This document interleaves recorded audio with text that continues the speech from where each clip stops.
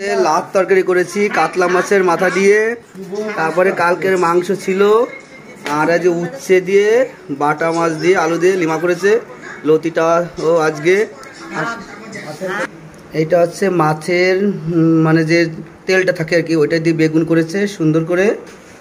এইটা হচ্ছে সেসি শাক করেছে পেঁয়াজ দিয়ে রসুন দিয়ে, উড়ে টেস্ট হয়েছে, যে যে খাচ্ছে সবাই বলছে। আর এই কেমন হয়েছে অনেক আজকে সব ওই লাউ দিয়ে মাছের মাথা দিয়ে রান্নাটা কেমন হয়েছে? তো এটা তো পুরো একদম মামা তো পুরো ফাটিয়ে দিয়েছে। এই টাকা এই শাকটা কেমন হয়েছে? সেই টেস্ট হয়েছে। আমি রান্না করি শাকটা। এই যে বর্ষা এসছে খাঁটি গরুর দুধ নিয়ে, ঠিক আছে?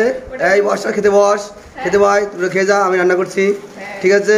বগুলার থেকে এসছে, রান্না বান্না করছি সুন্দর মতো করে, ঠিক আছে? দুপুরে করবো আরও ভিআইপি আইটেম।